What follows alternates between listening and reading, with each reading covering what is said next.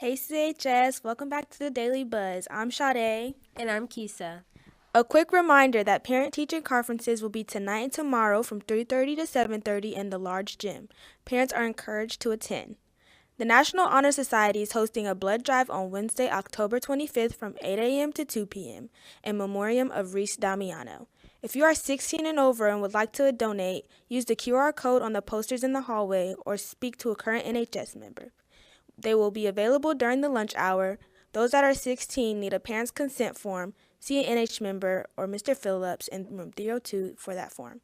Hey Kisa, I heard you're NHS president. How's the planning going? I am NHS president. The planning's been going really smoothly, and we still have appointments available if you are interested. Just like Sade said, scan a QR code that's on the posters around the school. It's Halloween season. Key Club is sponsoring a candy drive for a trick or treat for the children in the center community. The candy drive will be active from October 17th through the 25th. The advisory that donates the most candy will get a donut party. Get in the Halloween spirit and bring lots of candy for the kids in our community. A happy spooky season and good luck from the Key Club. Seniors, we will have a FAFSA workshop for parents and students on Wednesday, October 25th from 3:30 to 7:30 in the library. Laptops will be provided as well as a FAFSA expert.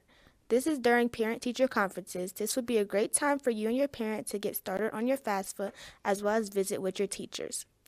A reminder to those students who have already been given an application for the class of 2024 National Honor Society. Those applications are due to Mr. Phillips 3:15 p.m. tomorrow, Wednesday, October 25th, 2023. Any questions, please see Mr. Phillips or an NH student as soon as possible. Now let's take a look at our Black Student Figure of the Week with Kisa. Thurgood Marshall, born on July 2nd from 1908 to January 24th, 1993, was an American civil rights lawyer and jurist who served as an Associate Justice of the Supreme Court of the United States from 1967 until 1991. He was the Supreme Court's first African-American justice.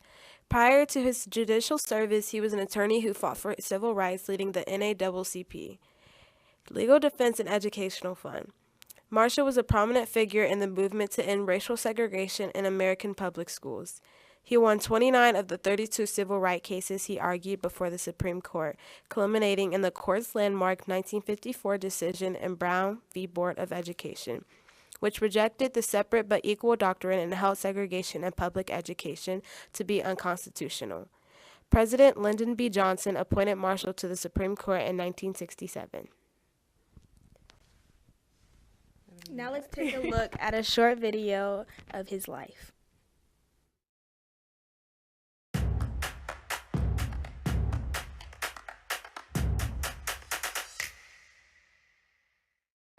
In 1920s Baltimore, a black high school student was punished for playing a prank on his classmates by having to read the U.S. Constitution. The punishment would inspire him to go on and become the leading civil rights lawyer of his time. That young man was Thurgood Marshall. He grew up under Jim Crow, a set of rules, laws, and customs that enforced racial segregation in the United States. After college, Marshall applied to the University of Maryland School of Law, but was denied a place simply because of his race. He attended the historically black Howard University Law School instead and graduated top of his class. As an attorney, his first big win was in the case Murray versus Pearson in 1936, when student Donald Gaines Murray was denied admission to the University of Maryland because he was black. Marshall argued that the school had violated the 14th Amendment, which guarantees Americans equal protection under the law.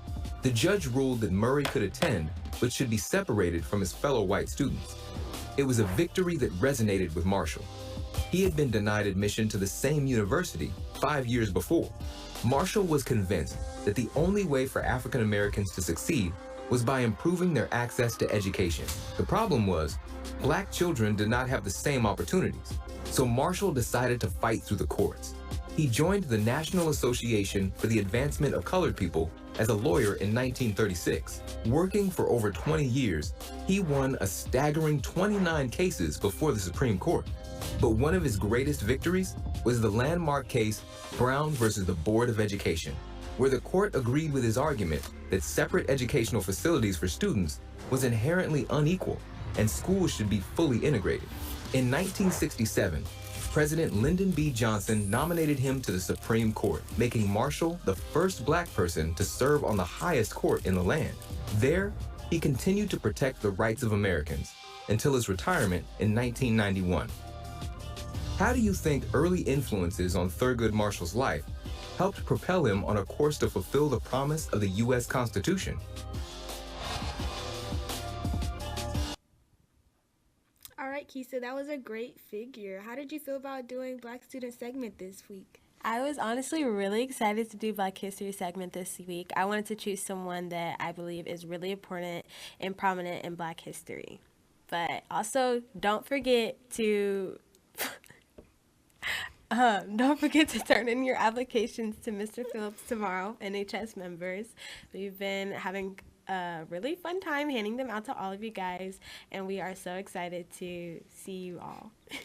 All right, CHS. Have a great day.